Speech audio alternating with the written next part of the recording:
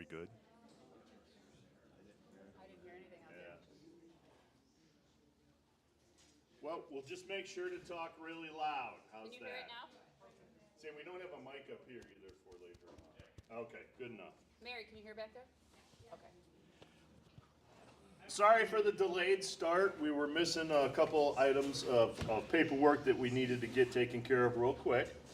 First will be our approval of minutes from the August 24th, 2025 meeting, which I think everyone has a copy of. Can I get a motion to approve the minutes? So moved by Dick Gobrecht. Can I get a second? Section 10, lot 230. Oh, section 10, lot 230, and who would be my second? Neil? 7209. Neil Smith, 7209, thank you. All those in favor say aye. Aye. Anyone opposed or abstain? Motion carries, thank you. Moving on to item C, it is the treasurer's report. Laura? Thank you, Mr. Chairman. Everyone has a copy of the annual report, correct? Because I'm going to go through it right now. I'm going to start on page 15. I'll let you all get there.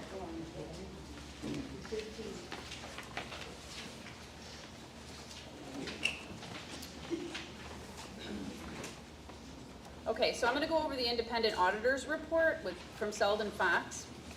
Woodhaven was given a clean audit and an unqualified opinion, and that's the best type of report an organization can receive, showing financial statements that we are fair and that we follow standard accounting rules. Their opinion is, we have audited the accompanying consolidated financial statements of the Woodhaven Association and its subsidiaries, collectively the group, which comprise the consolidated balance sheets as of March 31st, 2026 and 2025, and the related consolidated statements of income and association equity and cash flows for the years that ended, and related notes to the consolidated financial statements. In our opinion, the accompanying consolidated financial statements present fairly in all material respects and financial position of the Woodhaven Association and its subsidiaries as of March 31st, 2026 and 2025, and the results of their operations and their cash flows for the years that ended in accordance with accounting principles generally accepted in the United States of America. The basis for their opinion: we conducted our audits in accordance with auditing standards generally accepted in the United States of America. Our responsibilities under those standards are further described in the auditor's responsibilities for the audit of the consolidation financial statements section of our report. We are required to be independent of the group and meet our other ethical responsibilities in accordance with the relevant ethical requirements related to our audits. We believe that the audit evidence have obtained is sufficient and appropriate to provide a basis for our audit opinion. And what that necessarily means is Selden Fox found no material mistakes or illegal actions of the numbers of all the numbers. They matched the true financial state of Woodhaven and followed all financial rules. Okay, so the next page we're going to turn to is 18. This is the consolidated balance sheets for March 31st, 2026 and 2025. Our cash and cash equivalents and unrestricted for 2026 was $3,517,710. Our cash and equivalents in restricted was $1,587,933. Interest-bearing deposits in banks unrestricted was $2,208,457, and interest-bearing deposits in bank restricted is $10,692,190. And then I'm not going to go through the rest of them. You can see all those. And then the total assets for year ending 2026 was $38,828,644,000, an increase of $1,275,965 from 2025. In liabilities and association equity, I'm going to hone in on the deferred income designated for future major repairs and replacements. Total liabilities was $26,424,242, but our, the money designated for future repairs and replacements is $15,557,224 of that. Total liabilities had an increase of $143,197 from prior year. Association equity, which is our restricted fund capital, that's our investments and our fixed assets. We have $11,463,872, and in unrestricted capital, which is our operating money that's free and clear, is $940,530. Total association equity totaled $12,404,402 for the year ending 2026. Total liabilities equities, as I stated, is $38,828,644, and this is the increase from last year to this year is a result of projects that did not close out before the year end. Next page is a continuation of the income and association equity. Operating expenses was $11,503,143, and that's not attributed to Woody Inc. That's mostly payroll-related, IT marketing, and forestry maintenance cost. Other income, we had late payments and interest fees. Our net income change was $1,132,768, and we are currently operating at budget. Our year-end association equity was $12,404,402. Next page. Going over the cash flow from operating activities. The biggest one I wanted to point out is the change in designated reserve funds.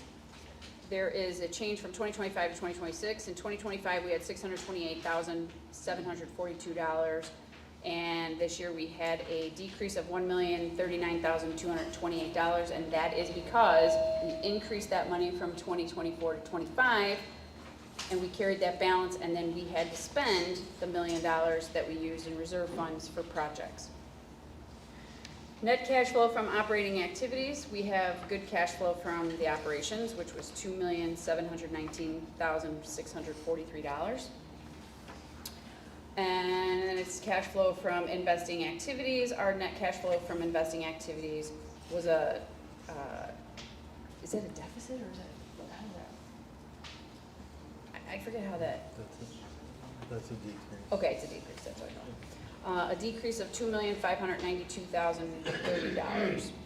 Cash and in cash equivalents was $127,613, and that's the difference between the beginning of cash and restricted and unrestricted and the ending balance. So the beginning balance we had was for 2026 was $4,978,030, and the ending balance was $5,105,643. We're going to skip over page 21 because that's just a footnote.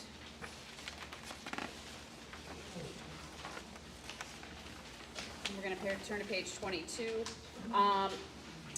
The cash and cash equivalents, what I wanted to point out is the table on the bottom of the page. So what it does is it breaks out the amount of money that we had, and this ties back to the financial statement on the page I just told you about.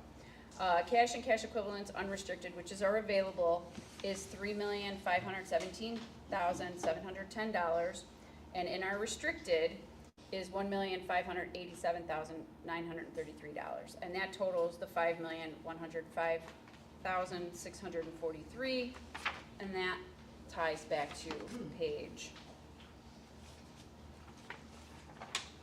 18. Oh, there it is. 20, page 20. And that was what I was saying, the difference is the $127,613. Next page is interest-bearing banks, deposits in bank, and again, I went over that, but we have the group, which is the association, has interest-bearing deposits in banks consisting of certificates of deposit with financial institutions with a maturity date from purchase of 90 days or more. Restricted interest-bearing deposits consist of certificates of deposit at financial institutions that are assets of the restricted fund. And this tells you how many we have due in less than 1 year, which is $9,519,179. Due after 1 year through 5 is $3,181,468, and then due after 5 through 10 years is $200,000, totaling $12,900,647 in interest-bearing deposits in banks. Next page. I want to go over in footnote A under income taxes. It's the third paragraph. The association files its tax returns on a regular corporation wherein membership income is exempt from taxation if certain elections are made, and the association is taxed only on its non-membership income, such as interest earnings and net rental property income at regular corporate rates. The provision for income tax expense was $172,458 for year ending March 31st, 2026, and $166,125 for year ending 2025 respectively. So I just wanted you guys to be aware of that that's in there. Okay, next page, 25. Notes to the consolidated financial statement. In footnote C, investment in property, plant, and equipment, I just wanted to point out that what you see here in this table with where it starts out lands, ground, roads, and ends in water and sewer, those are our fixed assets. So I just want you to be aware of the investment in property that followed as of March 31st. This is what our fixed assets are as of right now. The total depreciation expense for years ending March 31st, 2026 and 2025 were $1,735,849 and $1,578,200 respectively. Next page. Okay. Under footnote members assessments, I want to just go down to the paragraph that starts future major repairs and replacements. The association's governing documents require that funds be accumulated for future major repairs and replacements. Accumulated funds are held in separate savings accounts, certificates of deposit, and investment securities, and are generally not available for expenditures of normal operations. The association has two separate reserves for its capital assets, one for the water and sewer system and one for the remaining association-owned assets. The association conducted studies to estimate the remaining useful lives and the replacement costs of the components of common property and used this information to estimate future costs. The total actual reserve for March 31st, 2026 amounted to $15,557,224. $3,700,000 was for the water and sewer system reserve fund, and $11,857,224 was for the association reserve fund. And if you look below, the table below, it shows as of April 1st, 2025, and then ending March 31st, 2026. What this table reflects is the value of our reserve funds. So in April 2025, our total was $6,596,452, and there was a reduction of $1,039,000 to March 31st, 2026. And again, that is because we are using that for projects, capital projects. Okay, last page. Not last page, I mean the last page I'm going to discuss, which is page 27, which is the next page. Notes to the consolidated financial statements. So in addition to the table on page 26, I just want to go over the table at the top on page 27. This is just from April 1st, 2024 to 2025 and how it ties out. There was the $628,000 that I mentioned in the beginning. That was added to the reserve funds from 24 to 25, and that's why we had the deficit you see in the financials on page. I know it flip-flops, but where you see that on page 20, where it says designated in, change in designated reserve funds, that's the difference between 24 to 25 and 25 to 26. So, and that's all I have for today. Thank you, you. Laura. Did anybody understand all that? No. I know I didn't either. The key to this, you guys, is that we have we're fortunate to have very capable people in charge of our finances. Jeff does an absolutely fantastic job. Selden Fox pointed out how lucky we are to have Jeff and the skill set that he brings to take care of all of these numbers. And then Laura and our finance committee, same thing. There's a lot that goes into the business of running Woodhaven Lakes for all of us. And we're fortunate that things do run as smoothly as they do, and that, as Laura started off with the audit report from Selden Fox, they came in and they said, hey, show us your books. Show us where your money's coming from and where it's going and what you're doing with it. And obviously their report was, okay, you guys are doing the right thing. So thank you again, Laura and Jack.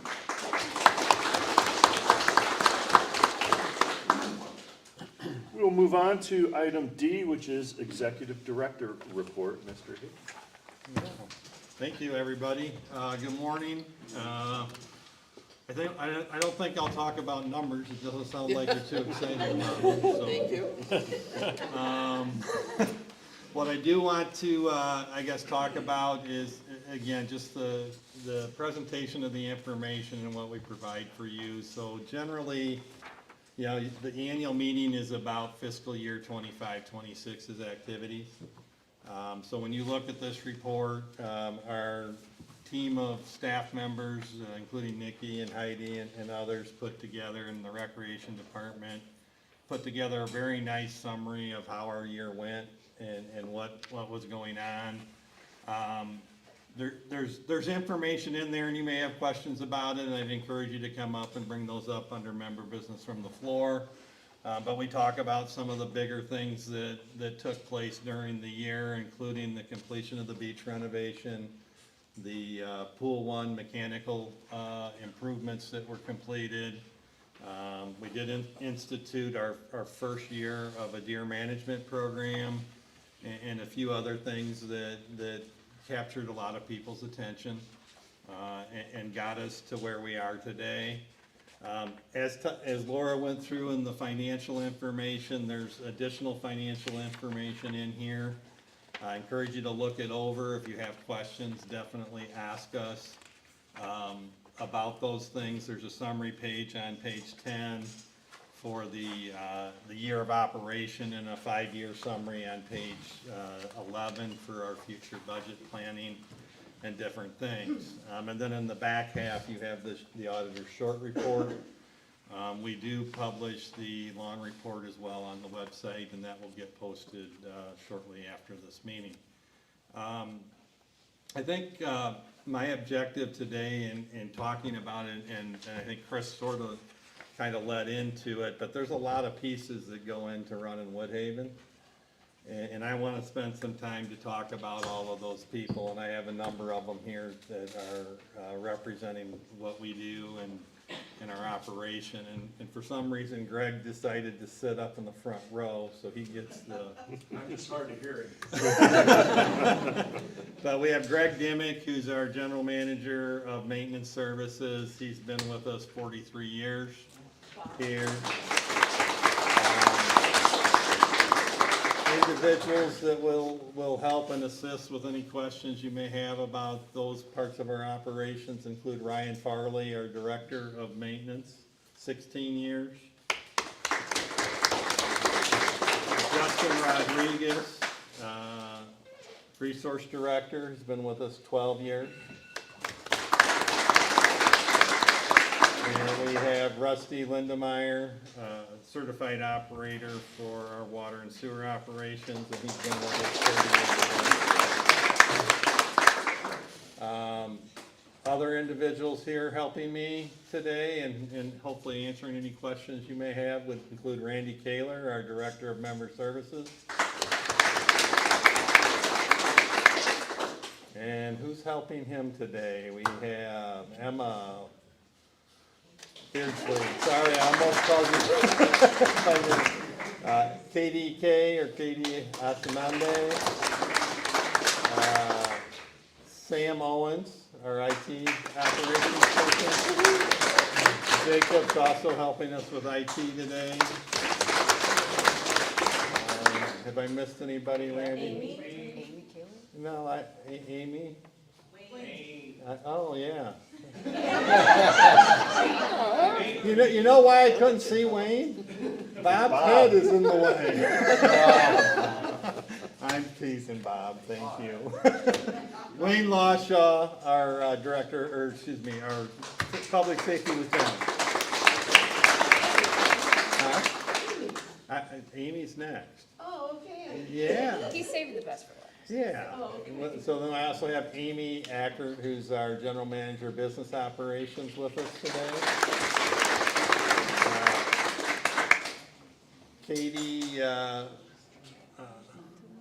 Katie Manavan, I think, is back there. She is, she's She hiding. helps me in the finance department. We have several representatives of Woody Inc. We have Chris Tidmore from the Service Center. Corey Dean from the General Store. So, did I miss anybody? No, by the way, I'm Jeff Hickey, I'm your executive.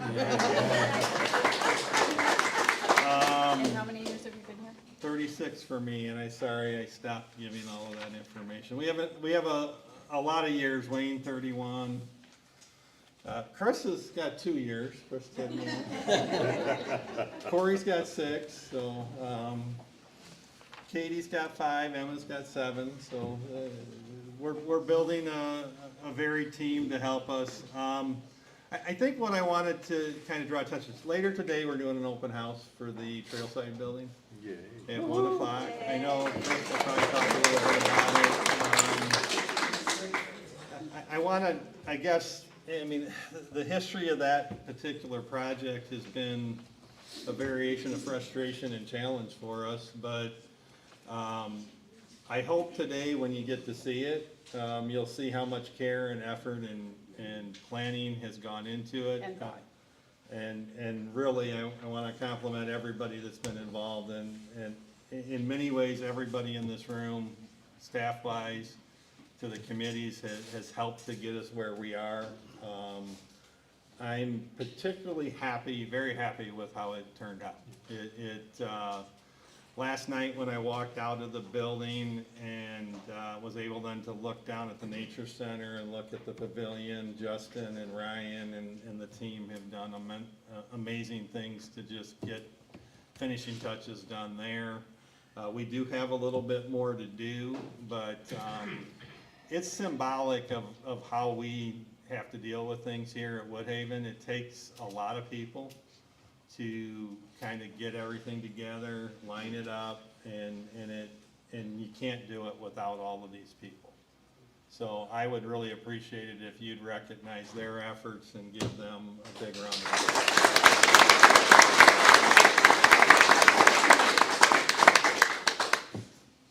That being said, this past couple weeks has been quite a challenge, and we've had challenges before. It does, I think, impact our staff. It does strain our staff. And I'm talking about the ransomware attack that we experienced that started August 6th. I'm going to ask Sam to speak a little bit on that, to give you an update on how that process has gone. But I would encourage you to know that it's still very early, and there isn't a lot we can share, because we believe these individuals are paying attention to what we're doing and operating on our social media sites and our activity levels. So I will let Sam explain where we're at and give a summary. Okay, good morning, everyone. So on August 6th, 2026, we did detect a ransomware attack, a cybersecurity event was occurring on our network. We took immediate steps to lock down our network immediately, and we contacted a third-party firm to begin a monitoring and investigative process into how this attack occurred and what we needed to do to make sure that the systems that are affected were identified and that our users were safe and our user data was safe. That includes property owner data, and it's far-reaching in that scope there. We were brought into pretty much 90% fully operational state this week. Most of our facilities are back up and online. The general store has been able to take transactions since this attack occurred, once we were able to get them back online. The recreation facilities are still able to take and process payments, so that includes the family center and the Recplex here. The bait shop is also able to take payments as well. They're able to process transactions there. One of our only retail operations that is still being affected by the remnants of this attack is our service center. What seems to be occurring is while we've gotten them back online, the network configuration at the service center has, it's a little more complex in how it connects to what's the Eagle POS system that runs down there, their servers. We're still working through that, but once we clear that hurdle, all of our facilities will be fully operational at that point. Like I said, we took steps immediately after the attack to make sure that our network was locked down. A part of that ongoing forensic process is making sure that going forward, that the network is locked down while identifying what those vulnerabilities could have been that caused this attack to occur. We don't have anybody specifically responsible for this incident at this time. Like Jeff had alluded to, the individuals responsible could be monitoring social media. How they found Woodhaven in the first place could have happened through a variety of means.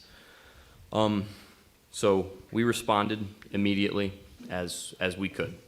When we noticed that our systems were undergoing some very, very suspicious issues, our staff was able to identify them pretty much immediately. And we took those steps to make sure that we cut this attack off as soon as we could.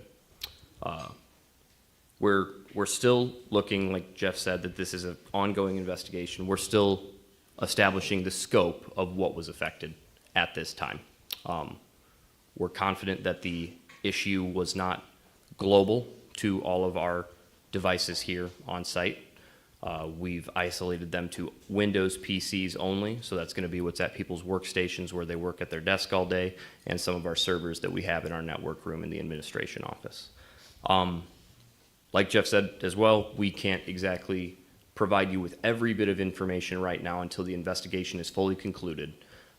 But once it is concluded, there will be a final update that we're going to put out, and we'll be able to identify the most likely source of this attack, what was affected, and we will bring that to you as soon as we have that information. And so we'll be incredibly transparent on what happened there. But like you said, we're pretty limited right now on what we're able to bring you at this time. With that said, yeah, it has been a tough couple of weeks. There's been a lot of systems that are still hard to connect down at the service center. They're still dealing with that handful of things. But we've gotten to a point where things are looking pretty positive given the circumstances we're in. And I would also like to take this opportunity to thank my group of colleagues here. This is probably one of the worst incidents an IT department can face in terms of the stresses that go along with it and what we have to overcome to get our users back online. And my colleagues here, their patience has been without limit. And at this moment, I could not be more grateful to work with who I'm working with here. So if you could spread your thanks to them as I'm doing right now, please do. I really appreciate it. So.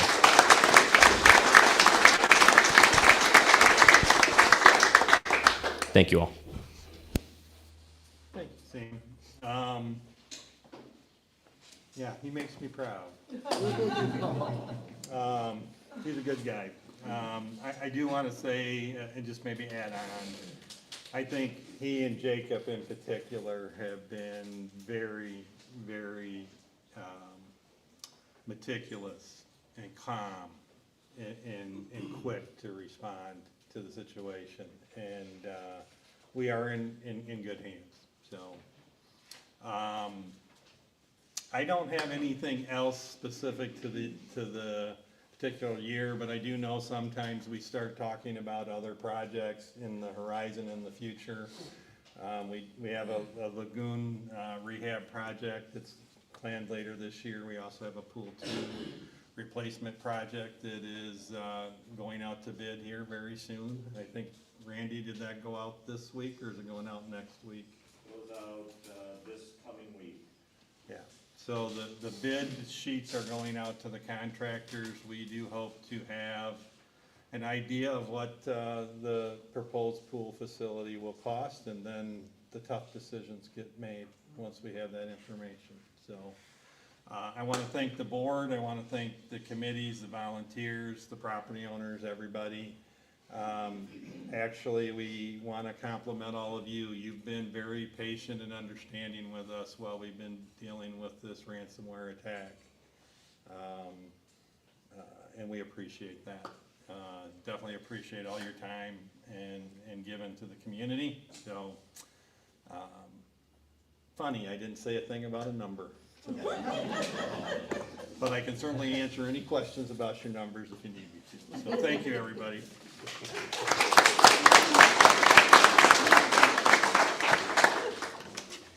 Moving on to item E, State of the Association. I just leaned over to Jeff and I said, "Is that me?" And he said, "Yes, it is." And I said, "Oh, okay." There's a famous quote that is attributed to Abraham Lincoln, and it says, "You can please some of the people all of the time, and all of the people some of the time, but you can't please all of the people all of the time." And I thought that was a good way to kick this off. We've talked about a lot of great things. We've talked a lot about accomplishments and our wonderful staff and volunteers. But the reality is our association always, rainbows and unicorns? It's not, right? We do have disagreement among us. We do have complaints about our assessment fees and things like that. The key is that we're not all going to agree all the time. And as long as those who disagree have a voice and their objection is taken into account, we still try to make the best decisions for everyone. When we started to talk about replacing the old Lakeside or Lakeview, I can never keep it. Lakeside, which doesn't make sense because the other one, but anyway. That's why we went to Trailside. I know, I like the trail side. Trail side's better. When we started to talk about a replacement for that building, because it was at the end of its life, there were some in the association who said, no, we don't need that building and we don't need to spend that money. But ultimately, we can't just think about today or tomorrow or even 5 or 10 years. We have to think about the next 50 years. And so when the initial cost came in, it was far in excess of what we had put away in reserves for replacing that building at some point in the future. And so thank you to Charlie and his architectural background and the staff for figuring out a different way to work with contractors. We were able to replace that building, which hopefully you will all see later today, and realize what a wonderful amenity it's going to be. I've never used the workout room, but I've been downstairs at the workout room. I wouldn't want to work out in what that old workout room was. So now we will have a much nicer facility for people to use the computers and to go work out. And so I think it really was money that was well spent. The reality is that there's two things that are guaranteed in life. What's the famous saying? Death and taxes, right? The same thing here, association dues are a guarantee. Those are what help us run even the things that we don't see, right? How many of you flushed your toilet today, right? We don't think about the lagoon and the water treatment facility, but the reality is we have to have something like that. It's at the end of its life and now it's time to replace it. And so we do everything in our power to make sure that we keep dues as reasonable as possible. I pay dues. Everyone at this table pay, well, Jeff doesn't pay dues, but everybody else pays dues. And so, yeah.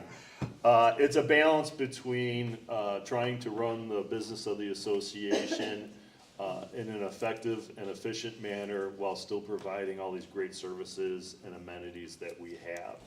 And so, I wanted to acknowledge that, we're not all in agreement all the time, but we do try to find a way to come up with the best solution for everybody.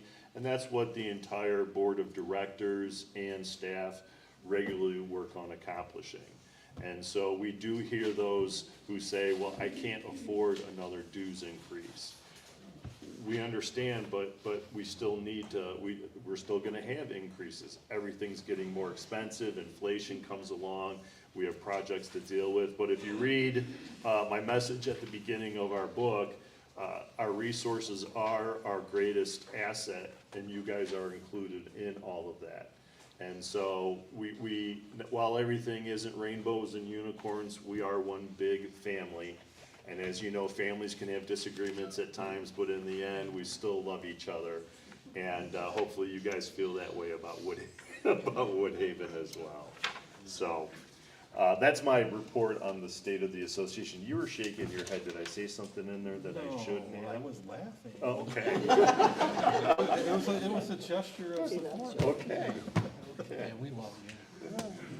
So thank you, everybody. Moving on to new business. Under new business, as you know, we had an election recently, and Laura is going to give us the election results. Thank you, Mr. Chairman. Okay, the results of the 2026 Board of Directors election and voter turnout report. We had total properties were 6,216 across all 29 sections. Eligible voters were 5,478, which is 88.1% of the properties. There were 738 ineligible voters. Total number of ballots cast was 1,211. So we only had a 22.1% turnout of this election, which is kind of disappointing considering we make it even easier for people to vote when you can do it online. I just don't understand. But here's the election results, because I know that's all what you're waiting for. Charlie Muir had 899 votes. Chris Collins had 823 votes. Harry Koppel had 786 votes. Pam Smith had 779 votes. And Diane Connolly had 738 votes. So our new board is Charlie Muir, Chris Collins, Harry Koppel, and Pam Smith.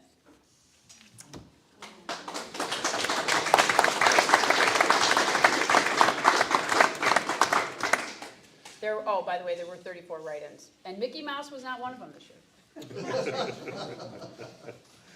Thank you, Laura. One of the sad things is that when we do have an election, and the good part is we have more people willing to run than we have positions, and that means someone is going to be left out. Unfortunately, with the vote totals, that was Diane. And so Diane is with us here at this meeting. When we transition over to the general board meeting, we will be swearing in the new officers, and the new directors, and then electing officers. And so I would just like to thank Diane for her service over the past few years.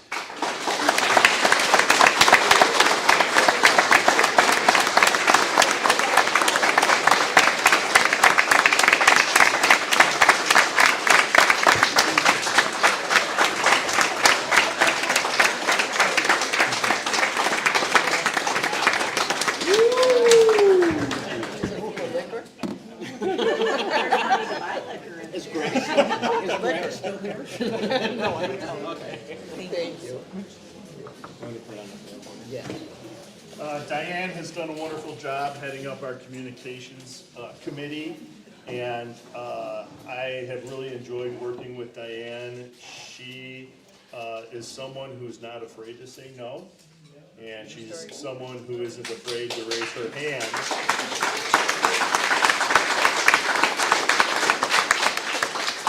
and say, wait a minute, I have a question. And I think that is something that really brings balance to the board, and we appreciate that. Did you want to say anything? No, No. thank you, guys. All right, moving on to acknowledgements, as I already kind of hinted about, it's the people that are one of our greatest resources, and we are so lucky to have page 12. If you flip over to page 12, I would like to take a minute just to acknowledge the different committees that we have. These are all volunteer. These people do not get paid. They spend a lot of their time considering the different things that come under their purview. And so hold your applause to the end. I just want to kind of acknowledge each of these committees. The first is our section reps and alternates. This is headed up by Lori Pica, and they do a wonderful job. Each month they get together, they'll bring questions from the property owners within their sections. There will be someone from our staff who is there to give a presentation on the various departments. Rusty's come in to talk about your water service, what do we call those things? Hydrant. Our hydrants, how our water mains work, how the sewage treatment works, things like that. Wayne has come in to present on public safety. So it's just a great way to be involved, to get information about what's going on here at Woodhaven. And then most importantly, those section reps are able to take that information back to people within their sections. And so it's a great communication tool that we have. Our ESAC Board of Review is headed up by Mary Muir, and they're the ones who hear the appeals of citations. I think there's a love-hate relationship with many property owners when it comes to ESAC. They don't pick on people, but they try to do the best job possible to keep Woodhaven looking nice and our properties in compliance with all of our rules and regulations. And then there is a group of members you can see underneath there. They get together once a month to hear those review cases. Same thing with our Public Safety Board of Review, headed up by Patrick Slike. They get together to hear the citations that are being appealed or have mandatory appearances. Not an easy job, because as we know, some people forget that there are rules in society once they come in the gates of Woodhaven and start acting a fool, as some people say. And so they have a very difficult job to hear those. Our Facilities Planning Committee, headed up by Charlie Muir, do a fantastic job of looking at future projects, considering improvements to our property, replacements, things like that. They do the nuts and bolts of anything that is a physical asset within Woodhaven. Finance Committee, Laura Packwood, wow, as she read those numbers today, I think a lot of our eyes were crossing. I would never pretend to understand all of that, but we're very fortunate to have Laura and the members of that committee who are able to take care of those finances for us. We mentioned Diane Connolly and the Communications Committee. They do wonderful work towards getting the message out when it comes to things like our newsletters. They work in close conjunction with Nikki Leffelman and Amy Acker to consider all of the publications. Diane, can you tell them a little bit about what you're working on right now? The main thing that we've been doing is the history of Woodhaven, Part 2. I know we've mentioned that it's at several of the section rep meetings. Part 1 was done up to 2000, so we're doing the next 25 years. And all the members of the committee are going through all of the newspapers and that from those 25 years, highlighting the things, and then they'll be writing articles on them. So no time when it's going to be finished, whenever we get done with it. But if anyone has anything they want to send in, we welcome that. So that's been the main focus. Okay. The Deer Management Ad Hoc Committee, as we know, we have a deer population concern within Woodhaven, and that committee spent a lot of time, headed up by Harry, John Shefsick, and Greg Dimming, to examine the deer issue. Are we going to be doing another project this winter? I believe we are planning on it, yes. Okay, and there'll be information about. Yeah, coming out. the Deer Management Committee postponed their meetings, but that will Okay. be addressed and presented to the board this fall. Okay. The audit committee, Jeff, Amy, myself, and Laura met with our auditors in Naperville a couple weeks ago. You got the audit report. And then, of course, our environmental committee, Dave Faze, Jeff Hickey, Linda Kay, and Randy Kaler. And you guys only meet a couple times a year, correct? To consider variances on properties and things like that. So just a small sampling of the volunteers that make Woodhaven go around. So if you could give a round of applause for them.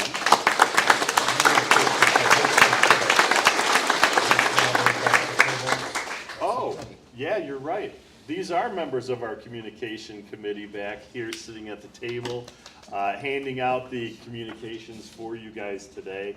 That's just one of the small functions that they perform as well. So thank you, guys.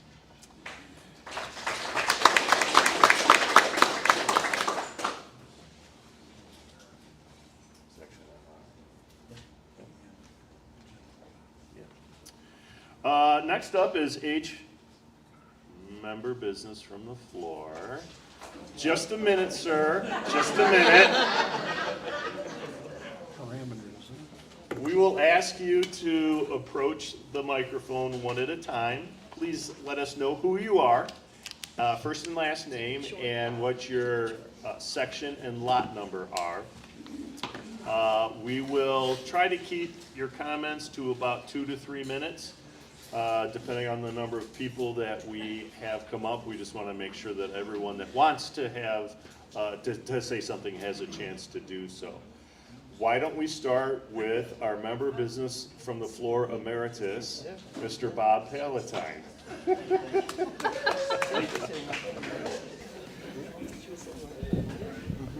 Okay, good morning. Good morning, all members, association members, guests, board of directors, the management team, all the employees, good morning, good to be here. You know who I am? Because Chris just told you. Weren't you paying What's your attention? section and lot? 10284. Thank you. Yeah, you're welcome. I'll make it real brief. Just wanted to thank Wayne Lawshaw from Public Safety for the wonderful job he does, him and his whole crew, the whole force.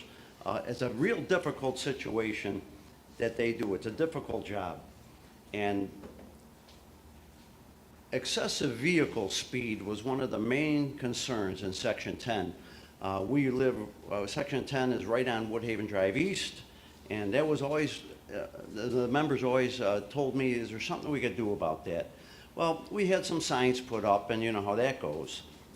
Well, Tony Lona and I began working with Rick Farrington, who headed public safety before Mr. Lawshaw did, and but working with Wayne, and now we got those the portable speed indicator signs around the park. Everyone's seen them, and those are the greatest things ever. You see those things, you slow down, right? I mean, everyone does. You just see it, you slow down, and it's the greatest safety improvement we could have made around here. And I just want to thank Wayne Lawshaw for doing that for us. That was really good. Thank you for bringing it up and working with him to try to bring it to fruition. Yeah, you're welcome. Yeah, that was something that we really thought was important. And the trailside building, that came out so good. Oh my goodness, does that thing look good? I didn't expect it to be that good. It's really a real credit to the park, and that's gonna really, for the good of the park, that's gonna be so nice. And everyone's looking forward to the Pool 2 remodeling and reopening. That's gonna be so good. It'll be such a big benefit to the families who have children in the park, and that's gonna be a great thing. The board and the management team is doing such a good job managing our money, taking care of the money, and watching how things are going around here. I watch and listen to the board of directors meetings, and the detail and the minutia that's covered is so, I'm kind of impressed. You know, I just thought things were different, but the board really does a good job. And whoever was responsible for moving this meeting to Saturday, thank you so much. You're welcome. I hated that Sunday meeting. I did too. I went to church and I walked in late, so this is so good. So thank you so much, thank you. Thank you, Bob.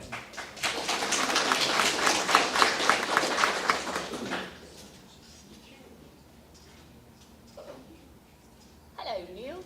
Hello. A little short. Yeah, Maybe you should just get on your knees and, there you go. Give him a chair. There we go.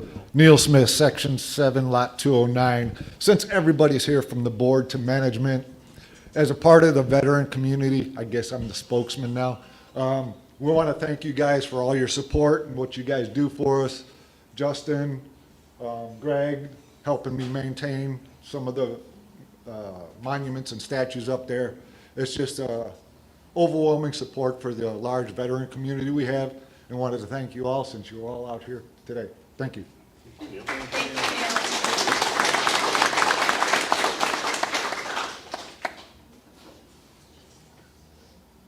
Anyone else?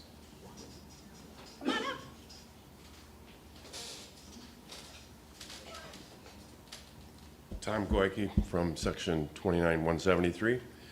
I'm probably late to come in and talk about this deer management meeting or deer management situation, but if it's going to continue, I would just like to suggest you consider the property owners in the receipt of possibly putting a freezer in the administration building after the deer have been processed, to potentially let the homeowners or the property owners possibly get 5 to 10 pounds of that deer meat for the property owners, since the dues are going to pay for all that processing. I think it'd be easy to manage if it's in February, not very busy, and you could advertise it, and I think you'd be helping perhaps some of the homeowners that would be interested in that, particularly the deer hunters. Thank you. Sir, what's your name, please? Tom. Tom Goyke. Yeah, Tom, I want to address that, and Greg, you may have to help me, or Justin. We've actually looked into this, and based on the permitting that we have to go through with the state, we cannot do that. We're So required to donate. We're required to donate it to a food pantry.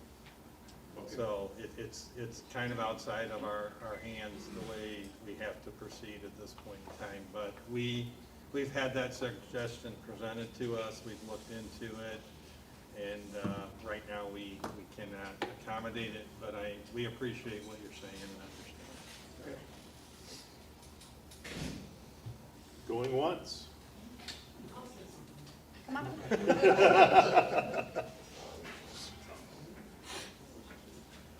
Hey, I'm Sharon Parks, 11119. I've been out here for maybe a year and 3 months or whatever, and I've sat on the board. I know what you guys do, and I appreciate everything you guys do. And you're right, you don't get, you get people that don't agree, people that do agree or whatever.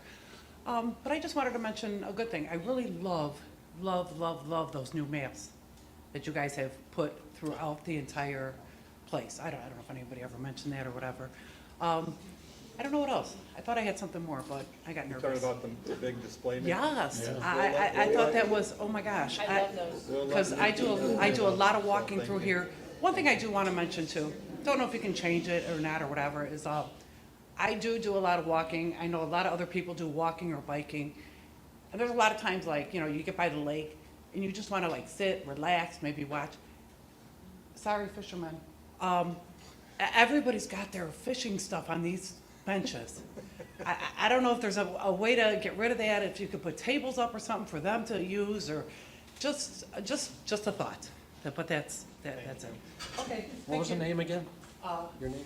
Real name? Yeah. Sharon Parks, Parks.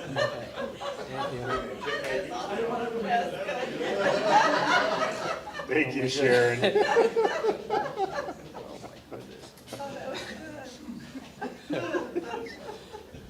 Good morning, Heather Hansen, 1248 and 26145. I wanted to give special recognition to Miss Lori Pica. What an outstanding job she does with our section reps. but we need help. If you look on page 12, there are 2 sections that don't have any representation at all. Oh, 3, I'm sorry. 18, 19, and 28 has no representation, and then there's probably 8 that don't have an alternate, and some of us can't be at every meeting, and so we do need an alternate. So if anyone from these sections, or you can get word out to your friends, the communications committee can again put out that we need help. It is volunteer during the summer, during the season. It's about once a month, the 3rd Saturday of every month. And at 9:30, but we need more representation. You heard what the vote totals were from the election. That is very indicative, right, of how many people we have representing your section. So if we could get the word out just a little bit more, but this lady was up for re-election because nobody wanted to do her job, and she deserves all the praise in the world. You are fantastic.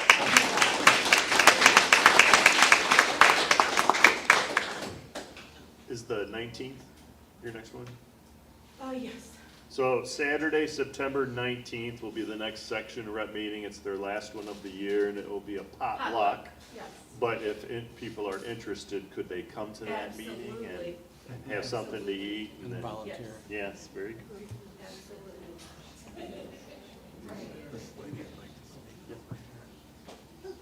Hello. Dina Barlow, Section 24, 88 and 89. I've got a couple things. One, I noticed as I drive around Woodhaven, some sections have, like out off of Woodhaven Drive, have their section numbers so that you can know what section you're in. The other thing that goes along with that, and this drives me nuts, I get lost in Woodhaven. I've been coming to Woodhaven for 35 years. I still get lost in what I consider old Woodhaven. The fact that there are an incredible number of lots that have no markings, I know they're supposed to be on their electric panels, but they are not. I'd be willing to go and paint them on their trailers if they want to. But I went to find something that was for sale, that was being given away for free. I must have driven around 1, 2, 5, 7, because they were drunk when they set up Woodhaven.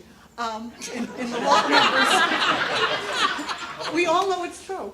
But if we could, again, ask owners to put a lot number someplace besides their electric panel, because let's face it, some of those are hidden and really hard to find.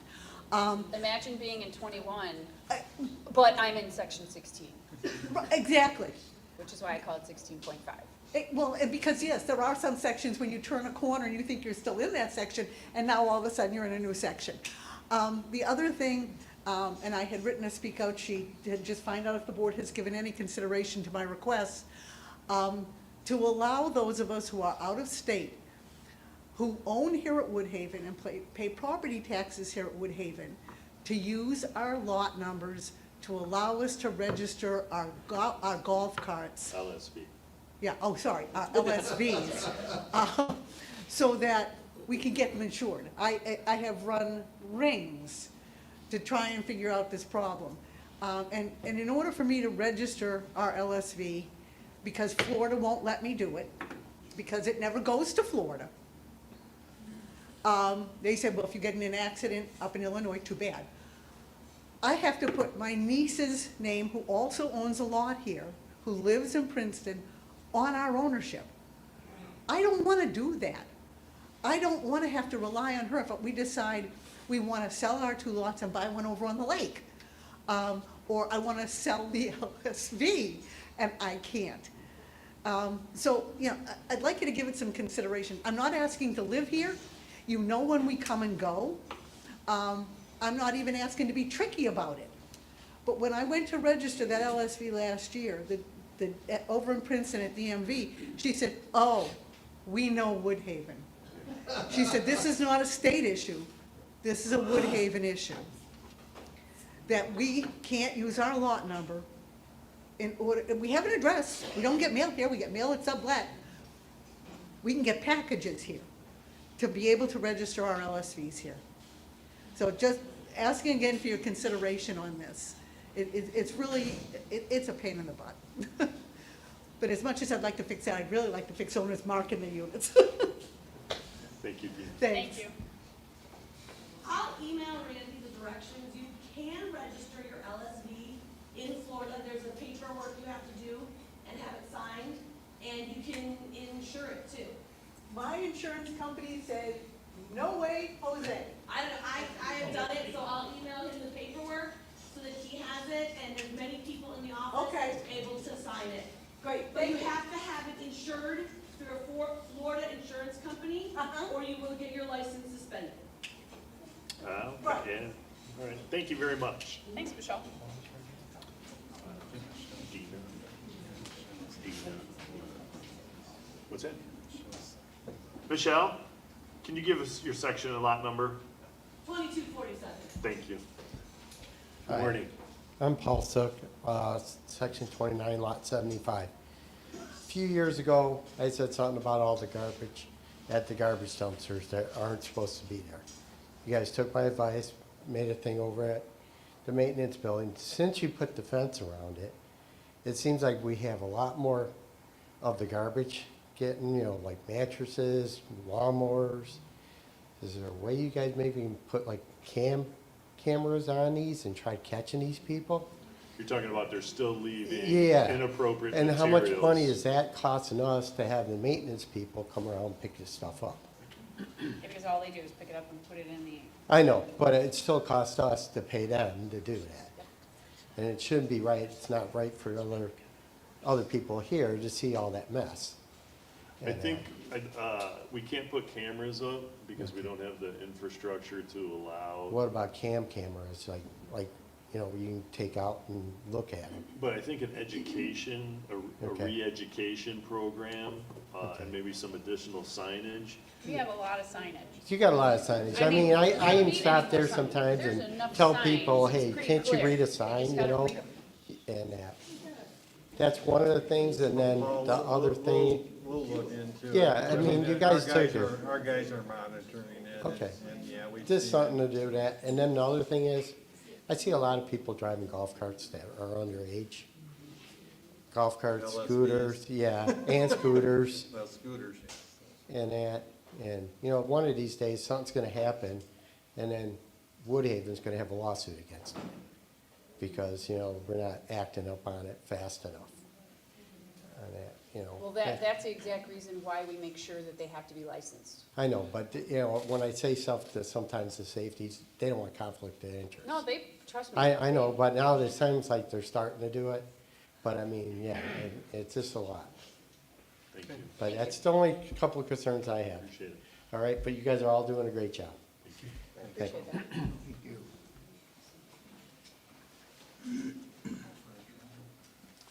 Okay, thank you very much. We are on to item I, which is our adjournment. Can I get a motion to adjourn?